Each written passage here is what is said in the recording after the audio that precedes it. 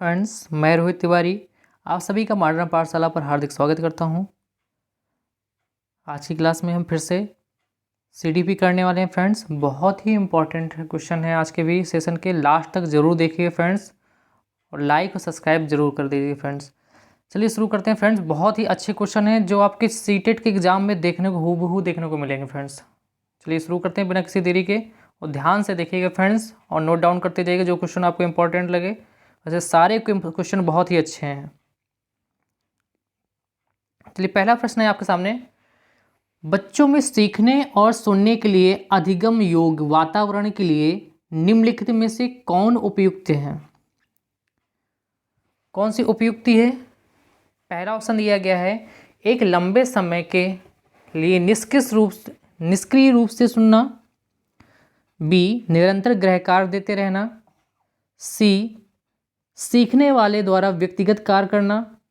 D, शिक्षार्थियों को क्या सीखना है और कैसे सीखना है इसके बारे में कुछ निर्णय लेने की इजाज़त देना।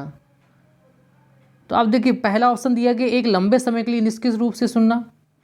तो निष्क्रिय रूप से सुनना, तो ये तो कहीं उसको कुछ सीखने के लिए अधिगम योग्य नहीं बनाने वाली युक्ति है। तो ये आपका पहला ऑप्शन तो बिल्कुल नहीं होगा। दूसरा दिया गया है फ्रेंड्स, दूसरा ऑप्शन है निरंतर गृहकार्य देते हैं। गृहकार्य देने से कुछ सीखेगा कोई? पहले उसको सिखाना पड़ेगा, कुछ उसको बताना पड़ेगा, तभी तो गृहकार्य देंगे आप। जब तक उसको सिखाएंगे नहीं किसी चीज़ के बारे में, उसको सीधे होमवर्क दे दो तो बच्चा कैसे करेगा? तो ये भी इतना उपयुक्त नहीं है। आपका तीसरा दिया गया है, सीखने वाले द्वारा व्यक्तिगत कार्य करना। तो सीखने वाले द्वारा व्यक्तिगत कार्य करने से तो कोई अधिगम नहीं एकदम से सीख जाएगा। तो सबसे अच्छा आंसर आपका जो है डी नंबर आपका सबसे राइट आंसर है, जो कह रहा है शिक्षार्थियों को क्या सीखना है और कैसे सीखना है इसके बारे में कुछ निर्णय लेने की इजाज़त देना। यानी छात्रों को इसके बारे में निर्णय लेने की अनुमति देना महत्वपूर्ण है कि वे उन्हें क्या सीखना है और कैसे सीखना है। छात्रों को निर्णय कौशल सिखाने के लिए, खुद से निर्णय लेने का कौशल सिखाने के लिए शिक्षकों को उन्हें अपने अधिगम पर, यानी जो खुद से अपने अधिगम पर नियंत्रण देने की आवश्यकता होती है। छात्रों को अपनी पसंद बनाने के लिए समय और नियंत्रण देना उन्हें अपनी शक्ति का एहसास दिला सकता है। यानी खुद से आप समय में इतना टाइम दे देगा, आपको खुद से इस चीज़ को करना है, तो आपको क्या होगा, उसमें खुद से क्या करेंगे, अपनी उनके अंदर कितनी कैपेबिलिटी, उनके अंदर कौन सी शक्ति है, उनके अंदर कितनी क्षमता है किसी चीज़ को करने की, खुद से तर्क करने की, खुद से सीखने की क्षमता क्या है, इसका एहसास होता है उन्हें। और क्या है, बच्चों को अपने मानसिक पैमाने पर विकल्पों को तौलना चाहिए और आगे बढ़ने का सबसे अच्छा मार्ग निर्धारित करना चाहिए। यह निर्धारित करना ही बच्चों की समग्र सोच और अधिगम प्रक्रिया में क्या और कैसे मदद मिलेगी इसके बारे में बताता है। ठीक है फ्रेंड्स, चलते नेक्स्ट प्रश्न की ओर। अगला प्रश्न है फ्रेंड, निम्नलिखित में से किसका सिद्धांत हेंज की दुविधा, जैसे हेंज डायलेमा का सबसे अच्छा तरीका वर्णन किया है? तो इनमें से किसके सिद्धांत में इसका हेंज की दुविधा का सबसे अच्छे तरीके से वर्णन किया गया है? पियाजे के सिद्धांत पर, वाइगोत्स्की के सिद्धांत पर, बिनेट के सिद्धांत में कहा गया है, या कोहलबर्ग के सिद्धांत पर कहा गया है? तो इसका राइट आंसर हो जाएगा फ्रेंड्स, कोहलबर्ग के सिद्धांत में इसकी चर्चा की गई है, हेंज की दुविधा सिद्धांत की। क्या है इसके बारे में देखते हैं फ्रेंड्स। कोहलबर्ग का सिद्धांत कोहेनबर्ग के नैतिक विकास के सिद्धांत के साथ हेंज की दुविधा को सबसे अच्छी तरह से समझा जा सकता है। कोहलबर्ग को उनकी नैतिक दुविधा, यानी जिसे बोलते हैं हम हेंज की दुविधा के लिए जाना जाता है, जिसमें उन्होंने क्या बताया है कि नियमों के पालन पर विचार की चर्चा की है। किसकी बात, पालन की विचार की चर्चा की है? यहाँ पे ध्यान दीजिएगा फ्रेंड्स, जहाँ पर उन्होंने क्या किया, नियमों के पालन के विचार पर चर्चा की है। कोहलबर्ग ने एक नैतिक विकास के 3 स्तरों का प्रस्ताव यहाँ पर रखा है। नैतिक विकास के कितने चरण बताए हैं कोहलबर्ग द्वारा? एक क्वेश्चन यहीं से बन जाता है, नैतिक विकास के कितने चरण बताए कोहलबर्ग ने? 3 चरण बताए हैं। वो 3 स्तरों को कौन कौन से 3 स्तर हैं? पहला उन्होंने स्तर बताया है पूर्व पारंपरिक स्तर, दूसरा उन्होंने दिया पारंपरिक स्तर, और तीसरा दे दिया उत्तर पारंपरिक स्तर। तो राइट आंसर आपका कौन सा था? डी, कोहलबर्ग का सिद्धांत। अगला प्रश्न है फ्रेंड्स, आपकी कक्षा में छात्र उत्प्रेरक और प्रेरक रीजनिंग यानी तार्किक पहेलियां और गणना सरलता से कर सकता है, उसके पास कौन सी क्षमता गिफ्टेड है, यानी कौन सी उसको क्षमता गिफ्ट में मिली है, यानी गॉड गिफ्टेड है या किसी तरह से मिली हुई है। तो आप इसमें कौन सा आपका हो जाएगा ऑप्शन? इंट्रा व्यक्तिगत बोलेंगे, या स्थानिक से बोलेंगे, या तार्किक गणितीय शक्ति बोलेंगे, या इसे पारस्परिक इसकी शक्ति बोलेंगे। क्या बोलेंगे इसको? तो राइट आंसर फ्रेंड हो जाएगा आपका तार्किक गणितीय शक्ति। इसे क्या बोलेंगे? तर्क, रीजनेबल जो इसकी क्षमता है, रीजनेबल तर्क करने की क्षमता, वो आपको बोलेंगे। तार्किक गणितीय क्षमता तर्क और गणित से संबंधित क्षेत्रों में सभी प्रकार की क्षमता, प्रतिभा और कौशल के लिए जिम्मेदार होती है। जो तार्किक गणितीय क्षमता क्या होती है? सभी प्रकार के जो कौशल होते हैं आपके, सभी क्षेत्रों में सभी प्रकार की क्षमता, प्रतिभा, जो कौशल के लिए जिम्मेदार होती है। और क्या है? गणितज्ञों, दार्शनिकों और जो भौतिक विदे होते हैं आदि जैसे पेशेवरों को इस प्रकार की प्रतिभा बहुतायत में प्रदर्शित करने को मिलती है। जो आपको दार्शनिक देखने को मिलेंगे, कोई फिलोसफर होंगे या कोई मैथमेटिशियन होंगे या आपके फिजिशियन होंगे, इनके जो इस पेशे से जुड़े वाले लोग होते हैं, उनके अंदर ये शक्ति बहुत तायत में आपको देखने को मिलेगी। ठीक है फ्रेंड्स, चल अगला प्रश्न फ्रेंड, निम्नलिखित में से किसने बुद्धिमत्ता के द्विकारक सिद्धांत की अवधारणा प्रस्तुत की? मोस्ट इंपॉर्टेंट है फ्रेंड कि जो बुद्धिमत्ता के द्विकारक सिद्धांत की अवधारणा किसने प्रस्तुत की? स्पेंसर के द्वारा की गई है, स्पीयरमैन के द्वारा की है, गैल्टन के द्वारा की गई है, या टर्मन के द्वारा की गई है फ्रेंड्स। तो इसका राइट आंसर हो जाएगा स्पीयरमैन। स्पीयरमैन ने द्विकारक सिद्धांत की अवधारणा दी है फ्रेंड्स। क्या है द्विकारक सिद्धांत? इसके बारे में हम देख लेते हैं। बुद्धिमत्ता के द्विकारक सिद्धांत की अवधारणाओं को स्पीयरमैन द्वारा प्रस्तावित किया गया था। स्पीयरमैन के अनुसार प्रत्येक बच्चे में एक अद्वितीय विशेषता होती है, और स्पीयरमैन ने इसे क्या कहा है? जी कारक के रूप में संदर्भित किया है। कुछ ऐसे गुण होते हैं, और उसमें क्या होते हैं? कुछ ऐसे गुण होते हैं जो एक बच्चा दूसरे से सीखता है या स्वयं के अनुभवों से सीखता है, और इससे एस कारक के रूप में उन्हें जाना जाता है। तो ये क्या हो गया? इससे क्या बोला उन्होंने? द्विकारक सिद्धांत दिया।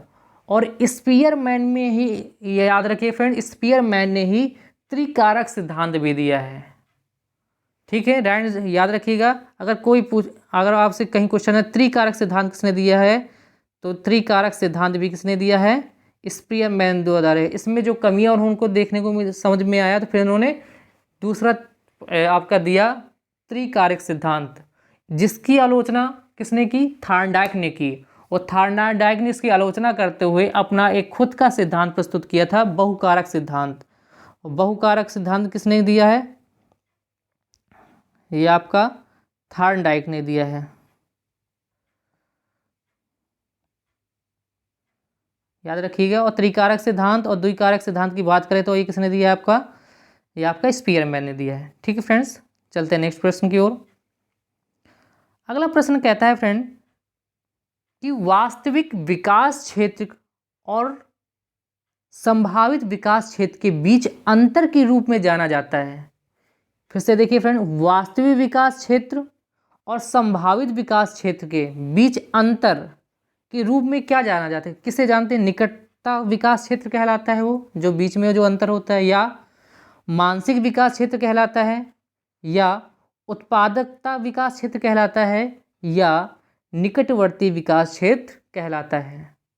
तो फ्रेंड इसका राइट आंसर हो जाएगा आपका डी, निकटवर्ती विकास क्षेत्र कहलाता है। और ये किसके उसमें दिया गया है फ्रेंड्स? वाइगोत्स्की ने इसके सिद्धांत को प्रतिपादित किया गया है, जिसे हम समीपस्थ का सिद्धांत भी कहते हैं फ्रेंड्स। इसको देखें, समीपस्थ विकास क्षेत्र का सिद्धांत भी हम इसको देखते हैं, बोलते हैं इसको। क्या है इन्होंने बोला कि लेव वाइगोत्स्की ने समीपस्थ विकास क्षेत्र में, क्षेत्र शब्द एक दिया उन्होंने, और जिसमें उन्होंने बताया कि यह वास्तविक विकास क्षेत्र और संभावित विकास क्षेत्र, फिर से देखिएगा फ्रेंड्स, वास्तविक विकास क्षेत्र और संभावित विकास क्षेत्र के बीच अंतर करता है। ये एक बच्चा मचान के माध्यम से विकास क्षेत्र तक पहुंच सकता है। यानी ये मचान के माध्यम से, ये क्या है फ्रेंड्स, इसको समझेंगे। जैसे कोई बच्चा है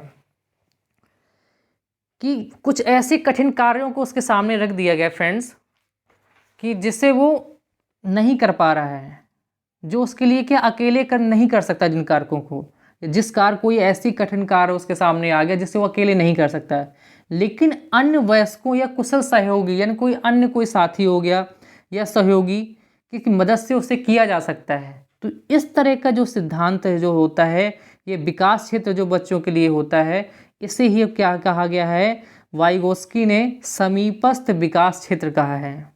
ठीक है फ्रेंड्स, इसी को क्या कहा है, समीपस्थ विकास क्षेत्र। यानी वो अपना स्वयं जब नहीं कर पाता तो अपने सहयोगी या अपने किसी मित्र या किसी सहपाठी या किसी के द्वारा हेल्प करके उसकी सहायता से करता है, तो इसे क्या बोलते हैं, समीपस्थ विकास क्षेत्र बोलते हैं फ्रेंड्स।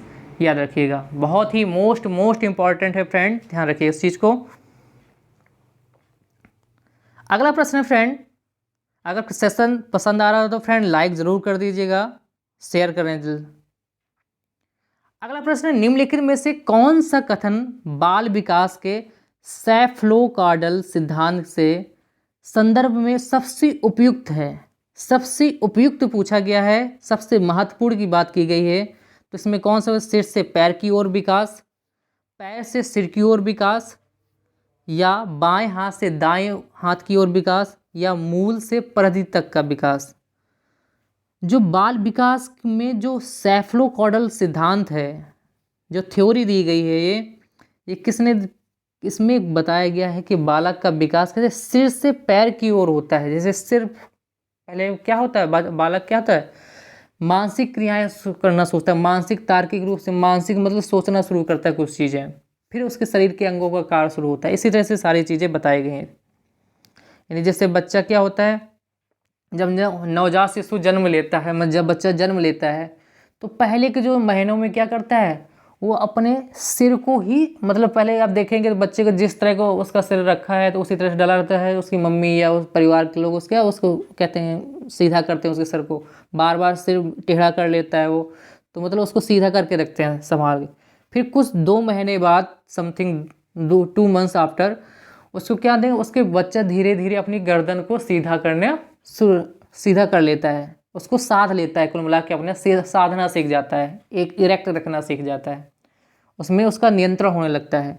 और फिर धीरे धीरे वो अन्य धीरे धीरे अपने अंगों पर, अपने जो उसके संवेदी मुख के यानी चेहरे के जो अंग हैं, पलकना, झपकाना, है ना, ये सब, मुंह खोलना, ये सारी चीज़ें वो क्या करने लगता है, धीरे धीरे वो सारी चीज़ें, मुंह की क्रिया जो फेस की होती हैं, संवेदी अंग होते हैं, उसका सीधे नियंत्रण धीरे धीरे सीखने लगता है, सीखता जाता है। तो इसी को क्या गया, सिर से पैर की ओर विकास को कहा गया है। और थोड़ा सा डिटेल में इसको देख लेते हैं।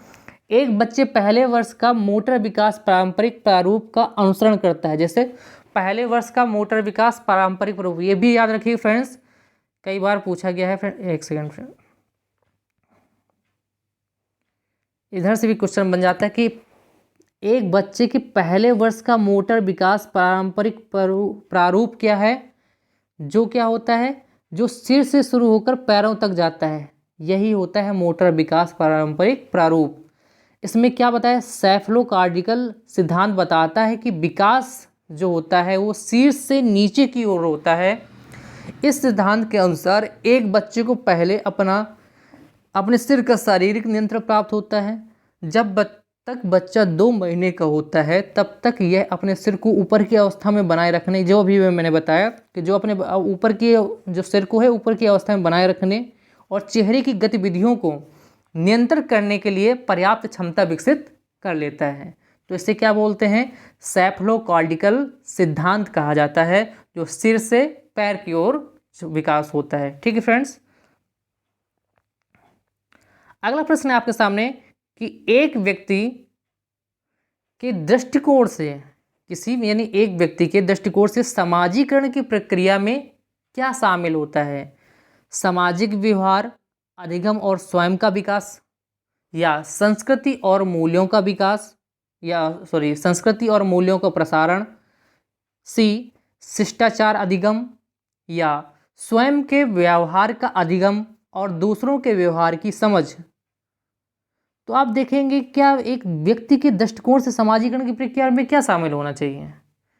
अगर कोई व्यक्ति, आप ही अपने को देख लीजिए कि तो क्या उसके अंदर क्या होना, समाज में कि सामाजिक बिहेवियर, यानी उनके साथ जो जिसके साथ बैठे उठे उसके मतलब व्यवहार अच्छा हो, यानी सामाजिक क्या हो, व्यवहार अच्छा सीखे, मतलब उनसे अच्छे से बर्ताव करना, कैसे बोलना है, मतलब लोगों को लगे कि हाँ ये व्यक्ति अच्छा है।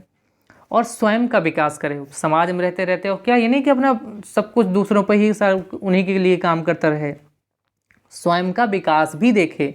तो इसी के सबसे राइट आंसर हो जाएगा आपका फ्रेंड कि सामाजिक व्यवहार का अधिगम और स्वयं का विकास, यही क्या है, समाजीकरण की प्रक्रिया में शामिल होना चाहिए। डिटेल से थोड़ा देख लेते हैं, समझो।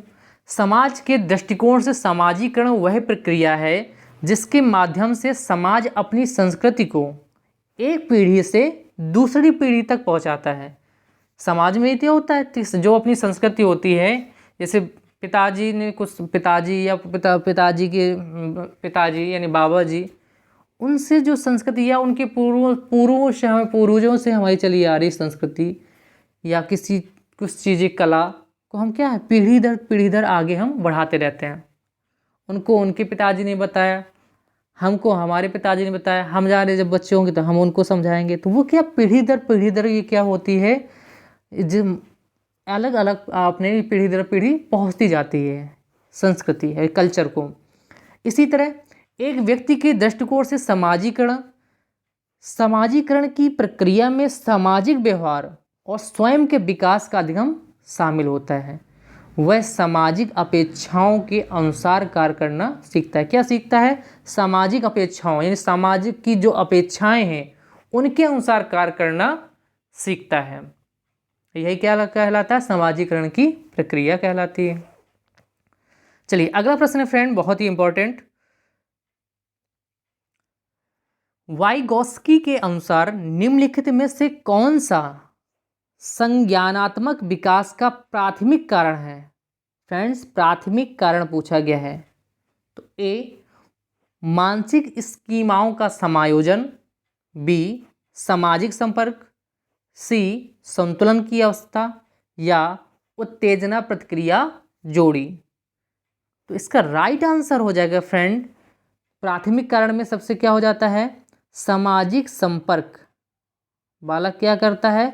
सामाजिक संपर्क करना सीखता है। वाइगोस्की ने क्या, जो वाइगोस्की हैं, इन्होंने सब बालक की सबसे पहले क्या है, सामाजिक क्रियाएं, सामाजिक संपर्क करना सीखता है। जो कहाँ से शुरू करता है? अपने परिवार से ही सबसे पहले सीखता है। देखेंगे इसको सामाजिक संपर्क में। सामाजिक संपर्क, वाइगोस्की का मानना है, इसमें वाइगोस्की ने इस चीज़ को कहा है कि बच्चे के जीवन में सीखने का महत्वपूर्ण हिस्सा बातचीत से शुरू होता है। किससे शुरू होता है? बातचीत से शुरू होता है। सीखने का महत्वपूर्ण हिस्सा कहाँ? बातचीत से शुरू होता है। उन्होंने सामाजिक संपर्क का, जिसके लिए उन्होंने क्या दिया, सामाजिक संपर्क का सिद्धांत दिया है, जहाँ उन्होंने ये घोषणा की है कि एक बच्चे के लिए सीखना उसके परिवार से ही ये फ्रेंड्स, परिवार से ही शुरू हुआ और उसका अधिकांश व्यवहार परिवार से ही प्राप्त होता है। जैसे उसके परिवार में बताया जाएगा, व्यवहार करना, बात करना, बोलना, तरीके जो भी सिखाया जाएगा, तो ये प्राथमिक स्तर पर कहाँ से किस सीखता है? अपने परिवार से सीखता है। और यही क्या होता है, उसके समाजीकरण का पहला हिस्सा हो जाता है। एक बच्चा परिवार के भीतर व्यवहार और संज्ञानात्मक प्रक्रियाओं का अधिग्रहण करता है, व्यवहार का भी, और क्या करता है, संज्ञानात्मक जो प्रक्रिया होती हैं उन्हीं का भी अधिग्रहण करता है। ठीक है, मोस्ट इम्पॉर्टेंट है, ध्यान से रखिएगा फ्रेंड कि बालक क्या करता है, सबसे पहले कहाँ सीखता है, अपने परिवार से ही सारी चीज़ें, अधिकांश चीज़ें सीखता है प्राथमिक तौर से। तो इसका राइट आंसर क्या हो गया था आपका, सामाजिक संपर्क। अगला प्रश्न है, निम्नलिखित में से किस समस्या समाधान विधि में समाधान तक पहुंचने के लिए कई प्रयास किए जाते हैं, यानी समाधान तक पहुंचने के लिए कई प्रयास किए जाते हैं। तो क्या हो जाएगा इसका आंसर, ए प्रदर्शन विधि, बी आगमनात्मक विधि, सी परीक्षण और त्रुटि विधि, डी व्याख्यान सह प्रदर्शन विधि। तो अब कई प्रयास की बात की गई है, तो इसका सबसे आपका जो सबसे मतलब सबसे क्या राइट आंसर जो है आपका वो क्या है, सी परीक्षण और त्रुटि विधि। इसी को हमको प्रयास और त्रुटि का सिद्धांत कहते हैं, जिसको किसने दिया, थॉर्नडाइक ने दिया है प्रयास और त्रुटि का सिद्धांत, ट्रायल और एरर थ्योरी। परीक्षण और त्रुटि विधि वह विधि है जिसमें किसी समाधान तक पहुंचने के लिए कई प्रयास किए जाते हैं और यह अधिगम का एक मूल तरीका है जिसका अनिवार्य रूप से सभी जीव नए व्यवहार को सीखने के लिए उपयोग करते हैं। E.L. थॉर्नडाइक परीक्षण और त्रुटि विधि के मुख्य प्रतिपादक थे।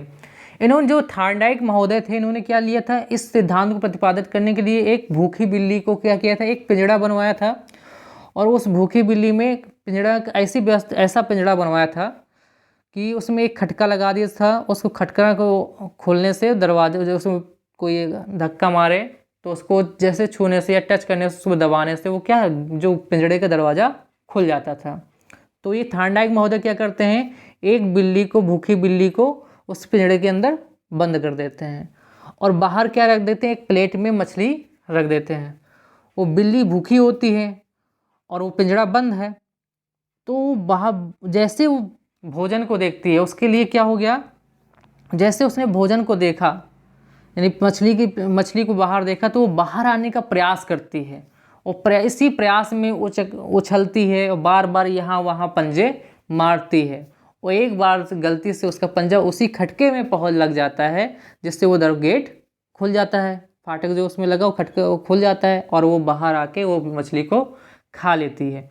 और इस प्रक्रिया को कई बार दोहराते हैं थॉर्नडाइक महोदय, बार बार उसको तो एक समय उसका ये आता है कि वो यहाँ वहाँ गलती किए बिना, यहाँ वहाँ पंजा चलाए बिना सीधे खटके में पंजा मारती है और गेट खुलता है और बाहर निकल के सीधे खाना सीख जाती। इसी को थॉर्नडाइक महोदय ने क्या कहा, प्रयास और त्रुटि का सिद्धांत कहा है। ठीक है फ्रेंड्स, इसी को परीक्षण त्रुटि सिद्धांत विधि भी कहा जाता है। ठीक है, बहुत ही इंपॉर्टेंट थ्योरी है, याद रखिए फ्रेंड्स।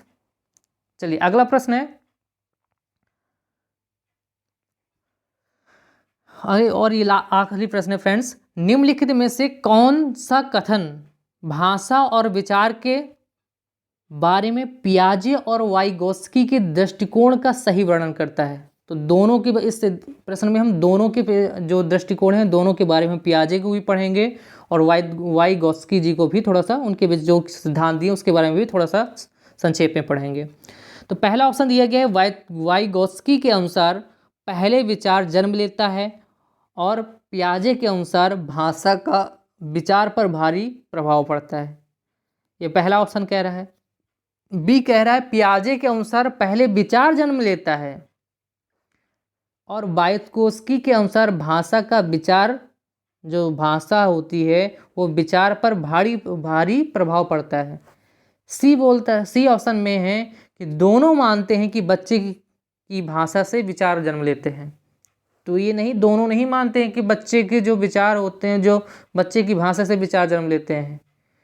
ठीक है, ये वाइगोत्स्की मानते हैं। डी, दोनों भाषा को बच्चे के विचार से जन्माते हैं। बिल्कुल नहीं, ये भी नहीं है। भाषा को बच्चे के विचारों से जन्म ये पियाजे मानते हैं, ना कि वाइगोत्स्की। ठीक है फ्रेंड्स, तो ना तो ये सही होगा, ना ये सही होगा, ना फर्स्ट सही होगा। तो राइट आंसर हो जाएगा आपका, पियाजे के अनुसार पहले विचार जन्म लेता है और वाइगोत्स्की के अनुसार भाषा का विचार पर भारी प्रभाव पड़ता है। अब इसको डिटेल में देखते हैं फ्रेंड्स। जीन पियाजे एक क्या थे, स्विस मनोवैज्ञानिक थे। स्विस में स्विट्जरलैंड के थे, स्विस मनोवैज्ञानिक थे। उन्होंने भाषा के अधिग्रहण को बच्चे के संज्ञानात्मक विकास के संदर्भ में रखा। भाषा के जो अधिग्रहण करने की जो अधिकरण था उसको बच्चे के किस में और रखा उसने, संज्ञानात्मक विकास के संदर्भ में रखा है। उनके अनुसार बच्चे को किसी विशेष भाषा को प्राप्त करने से पहले एक अवधारणा को समझना होगा। वो क्या होगी, जो भाषा पर निर्भर है। वो अवधारणा किस पर निर्भर होगी, जो भाषा पर निर्भर है और संज्ञानात्मक विकास से उत्पन्न होती है। जो क्या है, भाषा पर निर्भर है और संज्ञानात्मक विकास से उत्पन्न होती है। यानी बच्चे को संज्ञानात्मक विकास उनके भाषा विकास को निर्धारित करता है। यानी ये इस चीज़ को बहुत ध्यान से देखिए फ्रेंड्स, इतनी चीज़ को आप ध्यान से देखिएगा। यानी बच्चे का संज्ञानात्मक विकास जो होगा वो क्या होगा, बच्चे उनकी भाषा को निर्धारित करता है। इस चीज़ को देखिएगा। यानी बच्चे का जो संज्ञानात्मक विकास है वो उनके भाषा विकास को निर्धारित करता है। ये किसने कहा है, पियाजे ने बोला है। किसने बोला है, पियाजे ने। जबकि वाइगोत्स्की क्या है, एक व्यवहारवादी थे और इन्होंने क्या बताया कि उनका मानना था कि संचार उद्देश्यों के लिए है। ध्यान रखिए दोनों में देखो डिफरेंस करना, आप अंतर करिएगा दोनों में। वाइगोत्स्की कहते हैं कि जो संचार होते हैं वो उद्देश्यों के लिए हैं, सामाजिक बातचीत के माध्यम से। ध्यान रखिएगा, सामाजिक बातचीत के माध्यम से भाषा विकसित होती है। उन्होंने बाहरी दुनिया के साथ संवाद स्थापित करने के लिए भाषा को एक महान उपकरण के रूप में देखा है। अगर बाहर की दुनिया से संवाद स्थापित करना है, किसी चीज़ को हमें बातचीत करनी है, जैसे हमें अब अमेरिका से बात करनी है या किसी चीज़ को हमें किसी से बात करनी है या किसी व्यक्ति को दूसरे व्यक्ति से बात करनी है, तो वो सब उसके लिए क्या है, भाषा अनिवार्य है। जैसे बच्चे को अपने पिताजी से बात करनी है तो उनके बीच में क्या होती है, उनके विचारों को आदान प्रदान करने का साधन क्या होती है, भाषा होती है। तो क्या है कहा उन्होंने, भाषा को उन्होंने कहा संचार के उद्देश्य के लिए सामाजिक बातचीत के माध्यम से भाषा विकसित होती है। उन्होंने बाहरी दुनिया के लिए संवाद स्थापित करने के लिए भाषा को एक क्या माना है, महान उपकरण के रूप में देखा है। और क्या कहा है, वह भाषा के तीन रूपों को बताते हैं। वो कौन कौन से होते हैं फ्रेंड्स, वह भाषा के 3 रूपों, एक सामाजिक भाषण, इसको थोड़ा सा मैं और जूम किए दे रहा हूं ताकि आपको स्पष्ट अच्छे से दिख सके।